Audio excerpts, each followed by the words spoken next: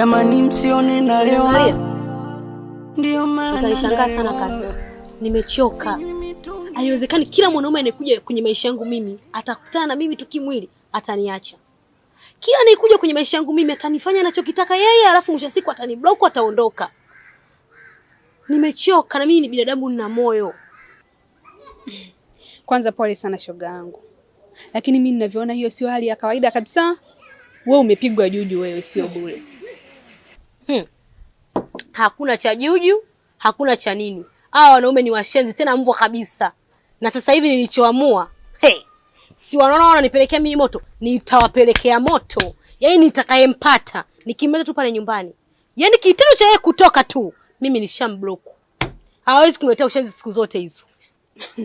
Sasa unataka ushindane na wanaume? Yaani hapo zaidi utajikomoa na kujiumiza na kujizeesha wewe mwenyewe. Bora iwe hivyo tu, nijue moja kwa moja kwamba mimi ni kuumiza na kuumizwa basi. Kuliko kila siku wanakuja wananichezea mimi nalia kwa ajili ya ujinga huu. Siwezi kukubalia. Enta ndio nishapata dawa yao na dawa yao sasa hivi ndio hiyo. Kwa sababu sio wanajifanya wao machizi, ngoja na mimi naonyeshe uchizi. Yaani siwezi kukubali. Yaani yote waliyofanya na yalipiza, nitawaumiza. Lazima nitapata tu wakulialia, nitampata hata mmoja. Wewe, hauoni hapa ni sehemu ya watu, sasa unampa faida nani? Wewe nawe vipi? Kwa mimi nisiongee na ogope hao. Yaani hao wanaume wote mbwa tu, enti siwapendi. Nikisema nikupe hiki kichwa uwezi ino dunia.